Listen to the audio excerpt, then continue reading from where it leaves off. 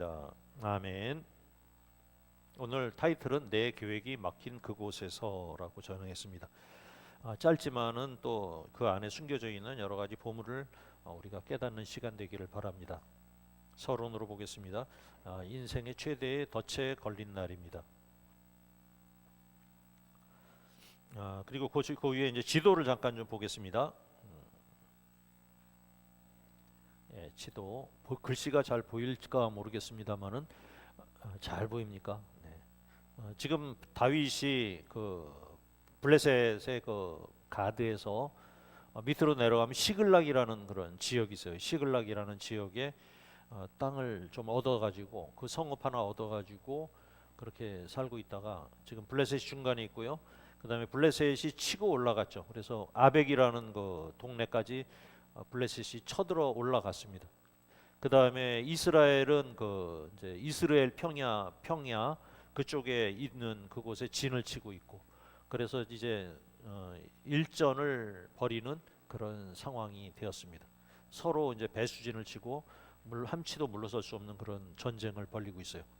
그러니까 다윗이 지금 시글락이라는 곳은 좀 거리가 밑으로 내려가 있고, 이스라엘 군대들은 지금 위쪽에 자리를 잡고 있고 블레셋은 중간에 자리 잡고 있다. 그래서 지도를 잠깐 이렇게 보시면서 참고로 하시면 좋겠습니다. 사랑하는 성도 여러분, 서론으로 불러가 주세요. 만약에 여러분이 내일 아침에 이제 출근을 하는데 사장님이 여러분에게 이제 청천벽력 같은 지시를 내렸다. 한번 이렇게 상상해 봅시다. 김 과장, 내일 우리 회사가 경쟁 업체를 완전히 무너뜨릴 프로젝트를 진행을 할 건데 자네가 최전방에 서서 거기에 네 형제들도 있잖아. 그 사람들하고 내통을 해서 그 경쟁 업체를 완전히 짓밟고 부숴버리게. 그런데 만약에 내 지시를 거부하면은 자네를 당장 해고할 거네.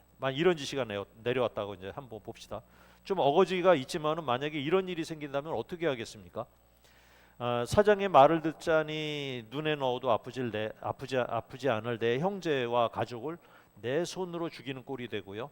그렇다고 사장님 명령을 거절하더니 당장 내 코가 석자 아닙니까? 내가 길에 나앉아 굶어 죽게 생겨 버렸어요. 그야말로 이제 진퇴양난, 빼도 박도 못하는 그런 인생 최대의 걸림돌이 걸린 순간입니다. 놀랍게도 오늘 본문에 등장하는 성경 최고의 영웅 다윗이 딱 이 기가 막힌 상황에 처했습니다. 사울 왕의 칼날을 피해 살아남겠다고 적국의 땅인 블레셋으로 도망쳤던 다윗이 어느 날 정신을 딱 차려보니까 큰일 났어요. 블레셋과 이스라엘이 전면전 전쟁을 벌이기 시작한 거예요. 그런데 다윗을 철석같이 믿고 있던 블레셋의 왕 아기스가 다윗의 어깨를 툭툭 치면서 얘기합니다. 다윗, 너 내일 군대를 이끌고 나가서 이스라엘을 쳐라. 이렇게 된 거예요.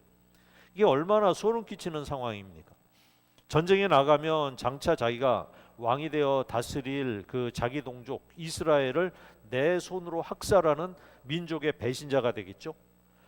그리고 이제 하나님이 기름 부어 왕으로 삼았는데 왕이 될 자격은 이제 영영 사라지는 거죠. 만약에 전쟁을 거부하면 어떻게 되겠습니까? 기껏 자기를 거두어준 블레셋 왕을 배신하는 꼴이 되었어요. 그래서 그 자리에서 목숨을 잃게 돼버린 거죠. 그 찬란했던 소년 영웅 다윗이 자기 살겠다고 굴린 잔머리 때문에 제 발로 호랑이 굴에 걸어 들어가 꼼짝달싹 못하고 목이 달아날 위기에 처해진 거예요. 칼을 빼도 파멸이고 칼을 안 빼도 죽을 목숨이에요. 이게 이제 대본 없는 인생 드라마 속에서 역대급 위기를 만난 다윗. 과연 이 지옥 같은 딜레마를 어떻게 빠져나갔을까 하는 게 오늘 궁금증이죠. 오늘 성경은 다윗이 이 위기를 탈출하기 위해서 대단한 기적을 행했거나 놀라운 지혜를 짜냈다고 말하지는 않습니다. 다윗은 손가락 하나 까딱할 수가 없었어요. 그런데 전혀 예상치 못한 곳을 통해서 아무리 머리를 굴려도 빠져나갈 구멍이 없는 이 인생의 막다른 골목에서 하나님이 어떻게 기가 막힌 방법으로 이 자녀의 길을 열어가시는지 그 짜릿한 반전 속으로 오늘 말씀에 들어가 보도록 하겠습니다. 오늘 본문 29장 1절은 아주 짧은 한 문장이지만 마치 숨이 막힐 것 같은 이 팽팽한 긴장감 속에서 긴장감 속으로 우리를 밀어넣습니다. 성경은 이렇게 시작합니다. 1절입니다. 블레셋 사람들은 그들의 모든 군대를 아벡에 모았고 이스라엘 사람들은 이스르엘 샘 곁에 진을 쳤다. 여기서 이제 아까 지도에서 보셔서 아벡과 이스라엘은 단순히 지명의 의미를 넘어서는 거죠. 이제 두 나라가 목숨을 걸고 한판 붙게 되는 피할 수 없는 최후의 결전이 시작되었음을 뜻하는 것입니다. 그런데 여기서 우리가 정말 기가 막히고 가슴 아픈 장면을 목격하게 됩니다. 지금 이스라엘을 치기 위해 아벡에 모인 저 무시무시한 블레셋 군대 한 주랑 가운데 도대체 누가 서 있습니까? 바로 하나님의 기름 부음 받은 자 골리앗을 쓰러뜨렸던 이스라엘의 영웅 다윗이 서 있는 거예요. 사울 왕의 칼날을 피해 살겠다고 적국인 블레셋으로 도망쳤던 다윗이 이제는 도리어 블레셋 왕의 경호대장이 되어서 자기 조국, 자기 형제들을 향해서 칼을 겨눠야 하는 황당하고도 비극적인 자리에 서게 된 것입니다. 이것이 바로 이제 하나님을 온전히 신뢰하지 못하고 내 잔머리와 내 계산대로 세상을 선택한 인간이 맞이하게 되는 서글픈 결말이라고 보여집니다. 당장 살고 싶어서 세상과 적당히 타협하고 세상의 그늘 밑으로 숨어들면은 당장은 편할지 모르겠습니다. 하지만 결국 결정적인 순간이 오면 세상은 우리에게 너는 누구 편이냐 하고 묻습니다. 하나님을 대적하는 자리에 서라고 우리를 계속해서 압박을 해가지고 들어옵니다. 2절을 보겠습니다. 블레셋 사람들의 수령들은 수백 명씩 수천 명씩 인솔하여 나아가고 다윗과 그의 사람들은 아기스와 함께 그 뒤에서 나아가더라. 지금 블레셋 군대는 이제 엄청난 군사 웅장하고 아름다운 군사 퍼레이드가 벌어지고 있는 상황입니다. 전쟁터로 출정하는 화려한 행진이 펼쳐지고 있어요. 저 앞에는 블레셋의 수령들과 군대 대장들이 장군들이 번쩍 끼는 갑옷을 입고 수천 명, 수백 명 막 군사들을 거느리고 당당하게 행진을 하게 나갑니다. 군사들이 걸어갑니다. 쿵, 쿵, 쿵. 발걸음 소리만 들어도 땅이 막 흔들리고 사기가 하늘을 찌르는 상황입니다. 그런데 화면이 카메라 앵글을 쫙 돌려가지고 어디를 비치느냐? 행진의 맨 끝머리를 비춰요. 거기에 누가 있습니까? 오늘 본문을 보니까 블레셋의 아기스 왕이 가고 있고 그 아기스 왕의 뒤를 쫄랑쫄랑 따라가는 사람들이 있습니다. 있습니다. 누구죠? 다윗이죠. 맞습니다. 바로 다윗과 그의 부하 600명입니다. 이 장면이 너무 웃기고 슬픈 장면 아닙니까 이게? 다윗이 누구입니까? 이스라엘의 다음에 왕이 될 사람이에요. 그런데 지금 남의 나라 군대 행진의 맨 뒤에 서서 고개를 푹 숙이고 터덜 걸어가고 있는 것입니다. 다윗의 속마음은 어땠을까요? 아마 지옥 같았을 거예요. 겉으로는 블레셋 왕에게 잘 보이려고 당당한 척 걸어가기는 하지만 속으로는 피가 말랐을 것입니다. 내일 아침이면 내 손으로 내 동족을 죽여야 하는데 나 어떡하지? 사울왕 피하려다가 이게 무슨 꼴이라 하며 온갖 후회와 걱정을 하고 머릿속은 터질 것 같았을 겁니다. 그 찬란했던 소년 영웅 다윗이 이제 자기 꾀에 넘어가 세상 왕의 눈치나 보는 신세로 전락해 버린 것이죠. 우리가 하나님을 슬쩍 밀어내고 내 고집대로 살기 시작하면 우리 인생도 이 다윗처럼 아주 이상하고 부끄러운 행진을 하게 되어 있습니다. 세상 사람들 눈에는 와 대기업 들어갔네, 와 성공해서 잘 사네 하며 화려한 행진을 하는 것처럼 보일지 모릅니다. 하지만 하나님이 보실 때 그리고 내 영혼이 나를 느낄 때 세상 성공의 맨 꽁무니에 매달려 이러다 지옥 가는 거 아닐까, 나 이렇게 살면 안 되는데 하면서 조마조마하게 끌려가는 부끄러운 행진일 수도 있습니다. 저도 그런 생각을 해봤어요. 어떤 젊은 친구가 구글에 들어갔다는 거예요. 구글 하면 또 이제 미국 가서 생활해야 되죠. 온 가족이 이제 처자를 데리고 미국을 가야 되는데 또 잘 알죠. 구글이라는 데는 또 어떤 데입니까? 자유 출근 하는데 월급을 많이 주는 대신에 죽기 살기로 일합니다. 주의를 못 지켜. 이런 문제가 생겨버리네. 그러면서 이제 막 교회에서는 환영하고 난리가 났어요. 하나님이 돌보셔가지고 성공했다. 야, 저렇게 국을 돈도 뭐 몇억 대 연봉 자고 막 이렇게 된다. 마음 한편으로 이렇게 드는 짠한 생각이 있어요. 그러니까 대한민국에 있을 때는 그래도 주일은 지켜가지고 청년의 찬양 활동하고 막 이러던 친구가 머리가 너무 좋다고 거길 들어가가지고는 주일을 못 지키게 생겼네. 그래서 과연 맞는 얘기일까 하고 제 자신이 생각을 해봤어요. 오늘 이 말씀이 또 그 얘기를 생각나게 합니다. 3절을 같이 보겠습니다. 블레셋 사람들의 방백들이 이르되 이 히브리 사람들이 무엇을 하려느냐 하니 아기스가 블레셋 사람들의 방백들에게 이르되 이는 이스라엘 왕 사울의 신하 다윗이 아니냐.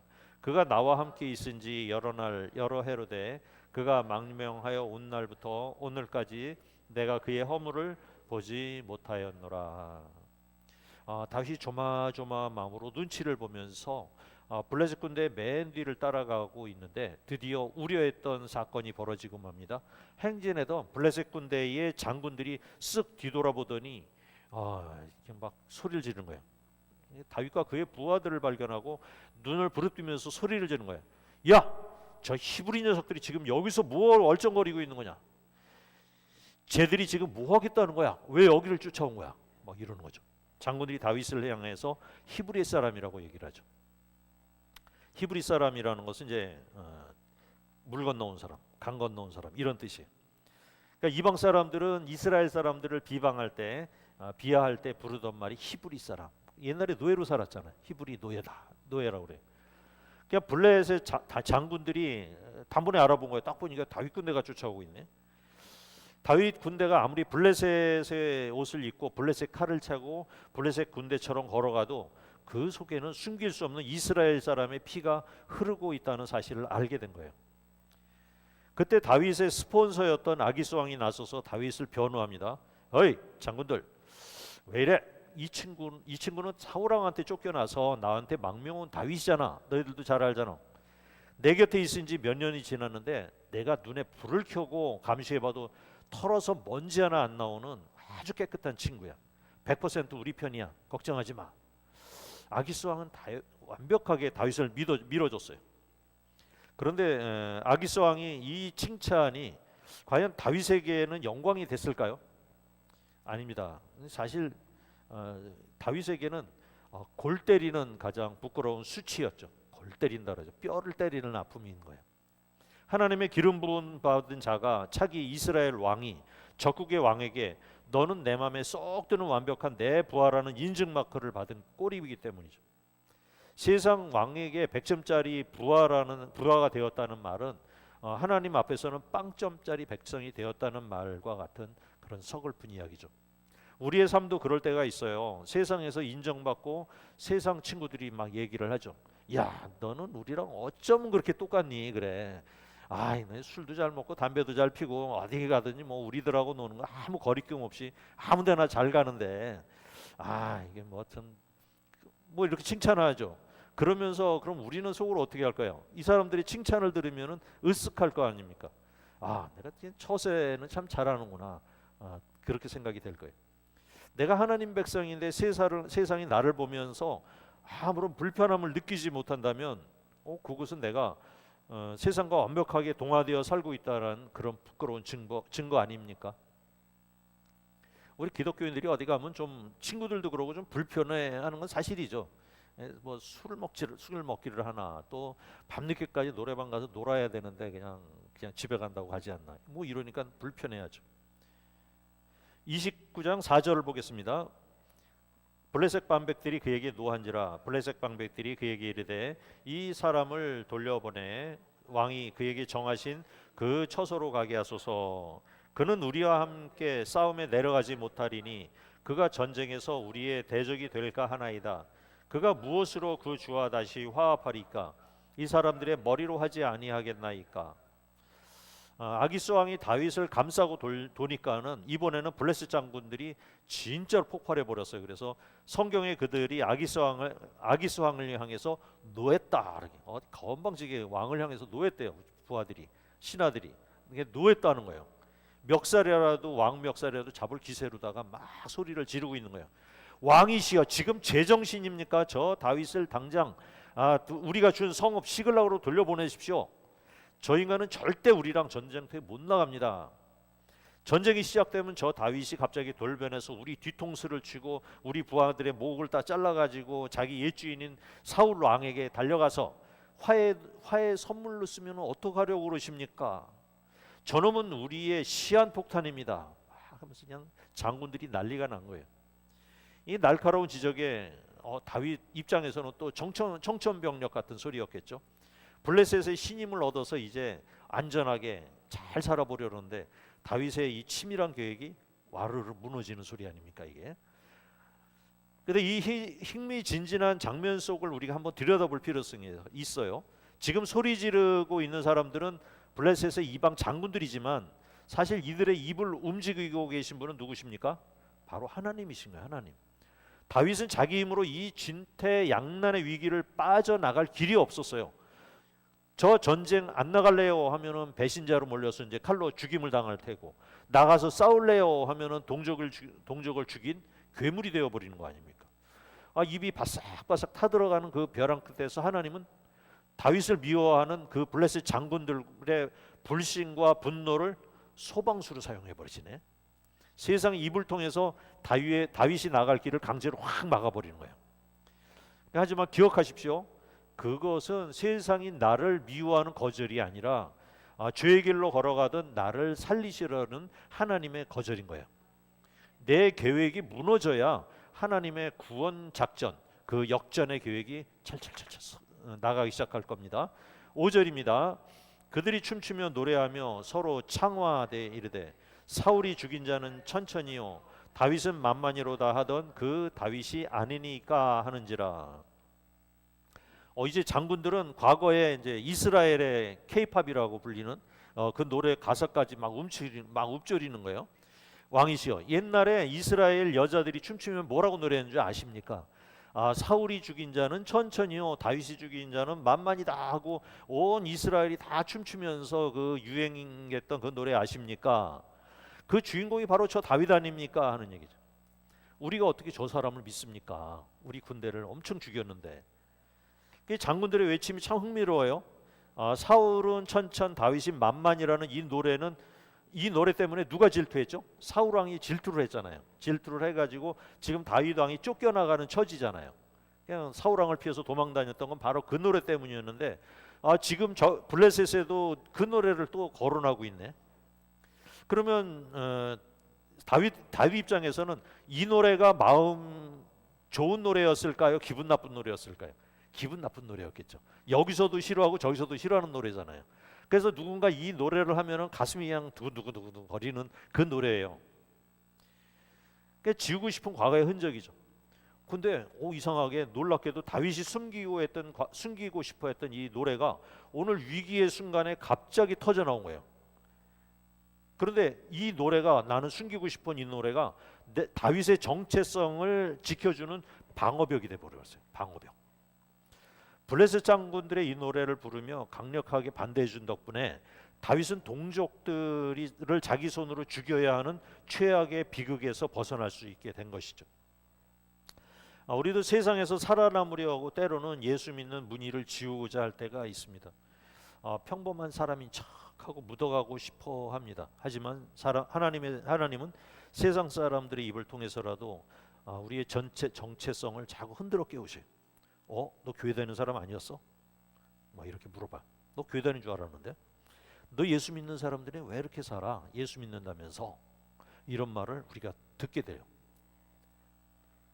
또 감쪽같이 이제 교회 다니는 거 속이던 사람들한테 이제 교인들을 만나면은 집사님 하고 이제 부르면은 이제 친구들이 있다가 너 교회 다녔어? 이렇게 묻는 사람도 있죠. 너 교회 다녔어? 그래. 감쪽같이 속이려고 그러는데 잘 안 돼요. 이게 정체가 들통나면은 이제 당황스럽고 자존심이 상할 수도 있죠. 하지만 그것은 우리를 세상의 죄악에 물들지 않게 하시려는 하나님의 폭로예요. 하나님이 폭로하고 거룩한 브레이크예요. 우리가 그런 일을 당하면은 하나님이 나를 브레이크할 것이구나, 이렇게 알면 돼요. 세상 속에서 내가 하나님의 자녀라는 이 거룩한 꼬리표, 이거 감추거나 숨기지 마세요. 당당하게 내미셔야 돼요. 6절입니다. 아기스가 다윗을 불러 그에게 이르되 여호와께서 살아계심을 두고 맹세하노니 내가 정직하여 내게 온 날부터 오늘까지 내게 악이 있음을 보지 못하였으니 나와 함께 진중에 출입하는 것이 내 생각에는 좋으나 수령들이 너를 좋아하지 아니하니. 이렇게 되니까는 이제 아기스 왕이 다윗을 불러가지고 이제 돌아가라 회군을 명령해요. 근데 대화가 좀 묘해요. 아기스 왕은 이방신을 섬기는 블레셋 왕이잖아요. 근데 다윗을 안심시키려고 누구 이름을 거론합니까? 여호와께서 살아계심을 두고 맹세한대요. 자기는 믿지도 않는데. 그러니까 이스라엘 하나님의 이름까지 막 불러요. 그러면서 너는 내 마음에 쏙 들고 참 정직한 사람인데 장군들이 반대하니 어쩔 수 없어 라면서 미안해하는, 오히려 미안해요. 그러니까 돌아가야 되는데 미안하죠. 직장으로 생활하면 이제 사장님이 이제 우리를 불러가지고 자네는 정말 완벽한 내 오른팔인데 저렇게 임원들이 반대해서 어쩔 수 없이 너 퇴사해야 되겠네 하고 극찬을 하면서 해고 통보를 하는 상황이죠. 다윗은 이 아기스 왕의 다정한 위로를 들으며 겉으로는 아쉬운 척 고개를 숙였지만 속으로는 하고 10년 감수를 했겠죠. 우리는 이 장면에서 한 가지 중요한 영적 교훈을 발견해야 합니다. 아기스 왕이 다윗을 향해서 너는 참 정직하고 악이 없다라고 칭찬하는 것은 하나님 보시기에 의롭게 살았다는 뜻은 아니죠. 철저하게 블레셋의 이익에 맞춰 완벽하게 연기하고 세상의 비위를 잘 맞췄다는 뜻이죠. 우리가 지난주에 봤죠. 다윗이 아기스 왕한테 어떻게 아부를 하는지, 그죠? 아말렉이나 이런 데 막 치고 나서 아기스 왕한테 가서는 어딜 쳤다 그랬다? 유다 지파들을 쳤다 이렇게 하면서 거짓말을 계속 해왔죠. 그래서 세상 사람들에게 너는 참 법 없이도 살 사람이다. 너는 어쩌면 우리랑 그렇게 코드가 잘 맞냐? 너는 참 넌 우리랑 잘 어울리는 것 같아. 예수 믿는데도 참 너는 그냥 허물이 없네. 뭐 이렇게 칭찬을 드릴 때 우리는 그것을 칭찬이라고 착각하기가 쉽다는 거예요. 하지만 세상 왕에게 100점짜리 사람이라는 평가는 도리어 하나님의 나라의 가치관을 잃어버리고 살았다는 경고 메시지일 수 있다는 사실이죠. 7절입니다. 그러므로 이제 너는 평안히 돌아가서 블레셋 사람들의 수령들에게 거슬리게 보이지 하지 말라 하니라. 아기스 왕이 최종 명령을 내려요.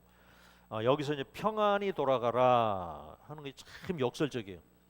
다윗은 지금 사울 왕을 피해서 평안을 찾아서 적국인 블레셋까지 도망쳐왔어요. 우리 교회 표어가 평안이죠. 평안을 찾아서 온 거예요. 평안. 그러니까 다윗의 궁극적인 명복적이 뭐였습니까? 평안이었어요. 평안하게 사는 거였어요. 샬롬이었어요. 잔머리를 굴려온 자리에서 평안의 자리가 아니라 동족을 죽여야 하는 비극의 자리로 바뀌어버렸잖아요.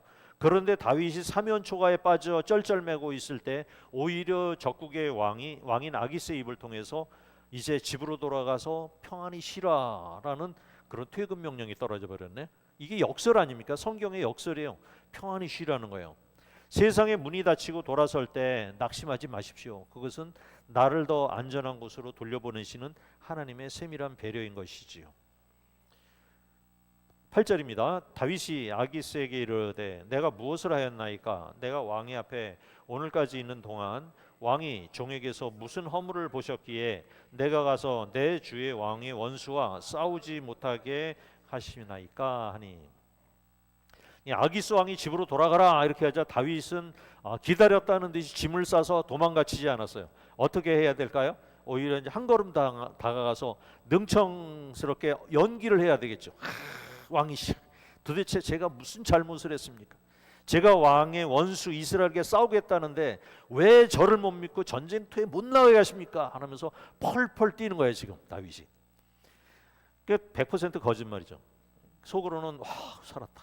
하나님 감사합니다. 만세 부르면서 입으로는 겉으로는 아기스 왕이요 저는 끝까지 왕에게 충성하고 싶습니다 라고 그냥 끝까지 알리바이를 쫙 만들어내고 있죠.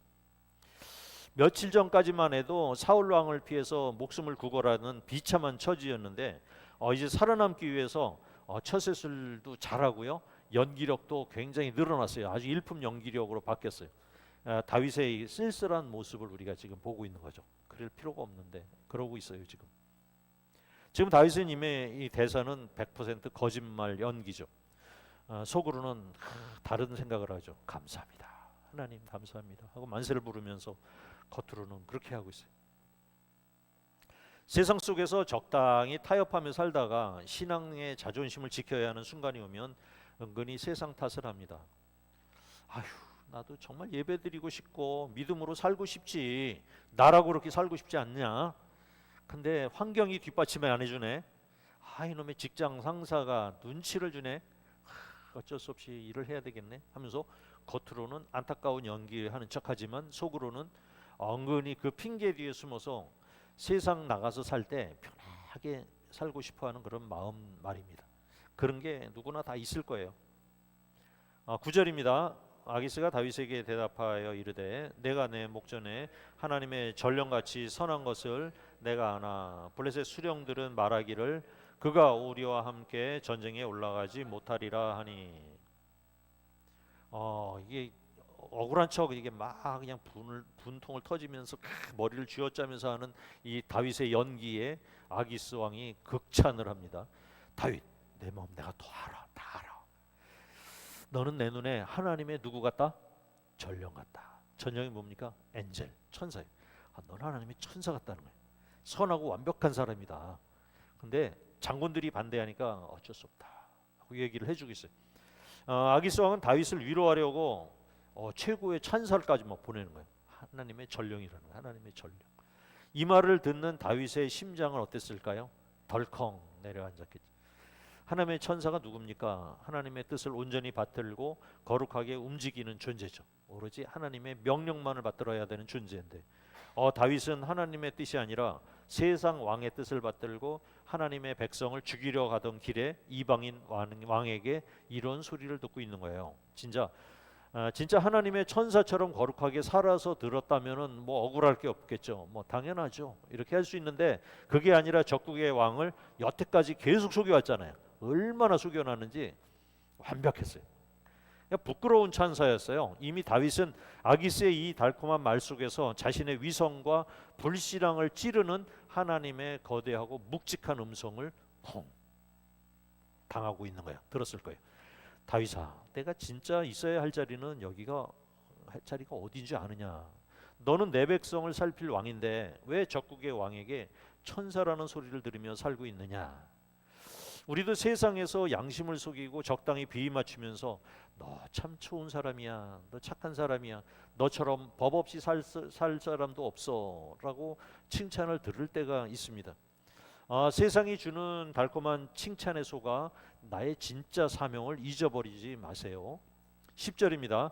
그런즉 너는 너와 함께 온 내 주의 신하들과 더불어 새벽에 일찍 일어나라. 너희는 새벽에 일어나서 발거든 곧 떠나라 하니라. 아기스 왕이 마지막 당부를 합니다. 너는 내일 새벽에 일찍 일어나라. 그리고 날이 밝자마자 미련 없이 곧장 떠나라. 블레셋 장군들의 눈치 때문에 내린 왕의 명령이지만 영적으로 보면 이 또한 다윗을 향한 하나님의 단호한 사인이었어요. 다윗아, 장군들의 마음이 또 언제 바뀔지 모른다. 아기스 왕이 또 언제 마음이 돌아설지 모른다. 그러니까 미련두지 말고 날이 밝자마자 당장 그 자리를 탈출하라 하는 거예요. 그래 등을 떠미는 거예요. 누가 미는 겁니까? 하나님이 등을 떠미시는 거예요. 11절입니다. 같이 보겠습니다. 이에 다윗이 자기 사람들과 더불어 아침에 일찍 일어나서 떠나 블레셋 사람들의 땅으로 돌아가고 블레셋 사람들은 이스라엘로 올라가니라. 다윗은 왕의 명령대로 아침 일찍 일어나 미련 없이 블레셋 땅 시글락으로 돌아가요. 그리고 이스라엘을 치려던 블레셋 군대는 저 멀리 이제 이스라엘 전쟁터로 올라갑니다. 서로 돌아서 서로 반대 방향으로 가고 있죠. 그렇게 엉켜있던 실타래가 풀리듯 다윗과 블레셋 군대의 길이 완벽하게 갈라지면서 오늘 본문은 끝을 냅니다. 이 11절의 짧은 한 문장 안에서 우리는 다윗이 내쉬었을 깊은 안도와 한숨을 느끼게 됩니다. 아침 햇살을 받으며 돌아가는 다윗의 발걸음은 쫓겨나가는 자의 무거운 발걸음이 아니었죠. 지옥 같은 위기에서 나를 건져내신 하나님의 은혜에 감격하며 걷는 가벼운 발걸음이었습니다. 결론으로 말씀을 드리겠습니다. 사랑하는 성도 여러분, 오늘 우리는 사면 초가의 위기 속에서 다윗을 건지시는 하나님의 절묘한 섭리를 보았어요. 다윗은 사울의 칼날을 피해 살겠다고 적국인 블레셋으로 도망쳤고 결국 자기 형제들을 향해 칼을 겨눠야 하는 비극적인 그런 자리에 서게 되어 있었습니다. 내 힘으로 도저히 빠져나갈 수 없는 진퇴양난이었습니다. 세상 왕에게는 천사 같다라는 찬사를 들었을지 모르지만 하나님 앞에서는 정체성을 잃어버린 부끄러운 순간이었습니다. 하나님은 다윗을 미워하는 블레셋 장군들의 분노와 의심을 사용하셔서 다윗의 길을 강제로 막아버리셨어요. 세상의 문을 쾅 닫아버리심으로써 오히려 다윗이 동족을 죽이는 죄를 범치 않도록 보호하셨고 아말렉에게 사로잡힌 가족들을 구원할 수 있도록 타이밍을 맞춰서 집으로 돌려보내셨습니다. 겉보기에는 세상에서 거절당하고 계획이 무산된 비참한 퇴근길 같았지만 사실은 다윗의 미래와 생명을 살리시는 하나님의 가장 완벽한 구원 작전이었던 것이죠. 오늘 우리가 살아가면서 내 뜻대로 일이 풀리지 않고 철석까지 믿었던 그런 문이 닫히면서 세상에서 거절을 당하기도 하고 터덜터덜 돌아와 서글픈 아침을 맞이해야 할 때도 있습니다. 하나님, 왜 내 앞길을 막으십니까? 하는 원망 섞인 한숨이 나올 수도 있어요. 그럴 때라도 낙심하지 마십시오. 즉 길이 막힌 그곳이 바로 보이지 않는 하나님의 손길이 시작되는 자리입니다. 내 미련한 계획이 무너져야 하나님의 위대한 반전이 시작됩니다. 이제 세상 성공의 뒷공무니를 불안하게 쫓아다니던 부끄러운 그런 행진을 멈춥시다. 날이 밝는 즉시 미련 없이 일어나 하나님이 원하시는 믿음의 자리로 돌아갑시다. 나보다 나를 더 잘 알고 계시고 내 실수까지도 선으로 바꾸시는 신실하신 하나님 아버지를 우리가 온전히 신뢰하면서 날마다 당당한 그리스도인으로 걸어가시는 여러분과 저가 되시기를 예수님 이름으로 간절히 축원합니다. 아멘. 기도하겠습니다. 하나님, 때로는 내 계산과 욕심으로 잘못된 자리에 서서 이러지도 저러지도 못할 때가 있습니다. 그러나 나의 실수와 연약함 속에서도 보이지 않는 손으로 피할 길을 주시고 세상의 문을 막아서라도 나를 지키시는 하나님의 은혜에 감사드립니다. 내 계획이 무너질 때 낙심하지 않게 하시고 나를 진짜 사명의 자리로 돌려보내시는 하나님의 선한 인도하심을 신뢰하며 일어서는 믿음의 성도들이 되게 하여 주시옵소서. 예수님 이름으로 기도합니다. 아멘. 네, 성령